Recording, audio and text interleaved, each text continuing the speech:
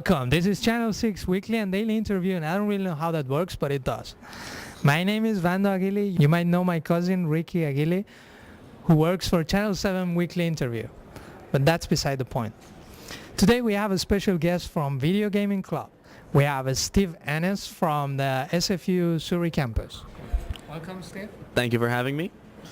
So, Steve, what does your group do, basically? We're basically a club to help promote gaming and anything having to do with gaming at the SFU Surrey campus, even the Burnaby campus. But we're mainly making a presence down here. We're just basically here in order to help people with gaming needs and whatnot. So if there is people that want to play Dungeons and Dragons, or if they want to know more about different gaming, we have people and resources that can help them with that. Plus also we put on lots of fun events for the people. That's nice. That's very nice. How long has your group been active at SFU? About a year and a half. We started in the spring of 2006, and from there we've been rather popular, even though the number of events that we've been doing has slightly declined, but we can get into that later. Were there enough geeks, people in there? The room begins to develop a quite distinctive odor. Have you considered installing AC in every corner of the room, the walls, chairs, ceiling, please? Well, the problem with installing an air conditioner in there is the fact that it actually centralizes the smell into the middle of the room. So whoever actually plays the Xbox 360 or the PS2 will basically be suffering from a gas attack. So instead what we're trying to create is initiatives to be able to suck air out of the room and possibly give oxygen tanks to everyone in the room so they can at least survive in game at the same time. That's nice. In what ways can students get involved in your group? Mainly with just the different events that we do. We do first-person shooter LAN parties, we do just standard gaming nights, we do board gaming nights, we do Dungeons and Dragons. So that's mainly events for people to participate. But as far as volunteers go, if anyone wants to volunteer, they can. There is no formal process for it, and it's basically just anyone that wants to come out and help. Nice. And right now, how many volunteers do you have? I would say that pretty well everyone in the gaming club is sort of considered a volunteer. But out of the main group of people, we have approximately 10 to 12. Cool. What are the qualifications needed to be a volunteer in your group, for example? You just have to be interested in games. You don't have to be good at them, but you just have to be interested in games, and you have to, at least in one point in your life, have liked games. So yeah, if I was a volunteer, what kind of work will I be doing, for example? Well, if you were a volunteer as one of our executives, you'd probably be doing most of the grunt work, like you'd be making posters, you'd be picking events that you'd want to do and whatnot. But if you're just more of a standard volunteer, just helping set up when the event happens and just making sure that everything is running smoothly and just going out there to have fun. Those are the important parts of being a volunteer. Yeah, I guess so. What are the benefits of being a volunteer? Do you get a card or something?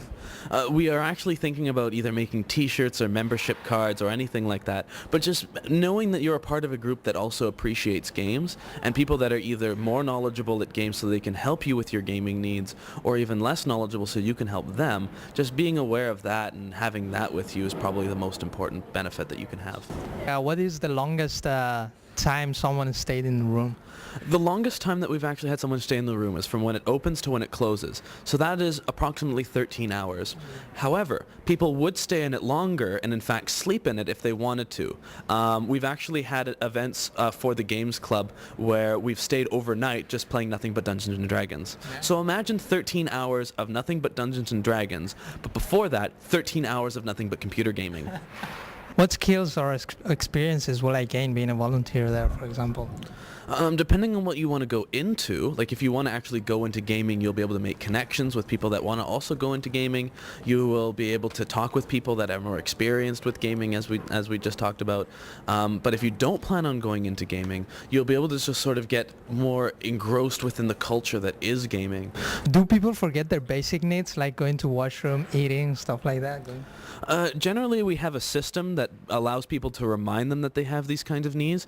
Because we only have 6 computers and so many systems, not everyone will be playing and will want to take turns. So when a round is over and whatnot, people will basically remind each other, yes, you have to go to the washroom right now. Oh yes, I just remembered. Or you should probably eat. You haven't done that since this morning. Oh yeah, I should probably do that. That way it also keeps the rotation of computers and systems running around. Do you have a website promotional material for your group? Something to look at? We have a logo, but unfortunately we haven't been able to get a website up and working just yet. We haven't had time to, but we have posters that promote the different events and all that we do. And then there's Clubs Day, so we can also promote ourselves on that day as well. And do you have groupies like flashing there and stuff, like going crazy? Everyone has the odd cheerleader, but the only problem with that is that they're all male. What's your kills count? Approximately 4. And the sad thing is that I've actually been here for 3 years, so it should be significantly higher than that. I'm not more of a killer, I am more of a dyer. Any serious gamers go and play for money to contests? Are they good enough? I'm sure that there are. There are a few people in there that are basically, their power is unsurmountable, and we would almost consider them omnipotent in the way of the various games that they play. But generally, people that are to that extent are very, very rare to meet. But there are a few that I would have to say at least would give them a run for their money. Nice. What's the most common comments you would hear when you enter that room, for example? Dude, I killed you, or watch this. I'm not too sure if it would be necessarily appropriate for things that are appropriate for this interview. However, if you will actually bleep out some potential words from this, one of our most common phrases is it's blitzkrieg. That means take that bitch. But there's various other phrases and whatnot that are significantly worse than that I don't think would be appropriate for this interview. You gotta beep that later. So I heard you have a variety of game systems like Xbox 360, GameCube, PS2 or 2, PS, SPP2, PDPS, YXYZ. The PS2. Yeah, right. I nailed it. Yeah. So you have all of these. Oh yes, we have all of them. We even have I think we used to have a normal Nintendo as well. We have a Super Nintendo. The only thing we don't have is a Nintendo 64 and a PS3. The reason why is because someone broke the Nintendo 64, and the PS3 it's large enough to be used as a super weapon by the Canadian military, and it's also too expensive to be able to implement. I believe it costs approximately $1.3 million per console. Nice. I just remember the chapter of The Simpsons when Homer had this sofa with a hole on it that he could just, it was a washroom too at the same time. So have you thought of using like that idea for your chairs in there? We actually don't want to do that, because if we had that, then no one would want to rotate off of the computers, and then no one else would be able to get turns. So we're actually keeping the, oh my god, I have to go to the washroom technique as a specific tactic to allow people to rotate within the actual gaming room. We is with double E in the end. How will you be funding that? Actually, we already have a Nintendo Wii. It's just being reserved by one class that is doing experimentation with movements and gaming, and how moving with a game affects the gaming experience rather than just sitting there playing on a controller. It's been barcoded and everything, and it's actually all ready to go. There have been protests as to why the Wii is not there. As soon as we tell people that we do have it, and that it's just being barcoded and that we actually have it, then they start to settle down and go back to their PS2. How does your group contribute to the SFU community?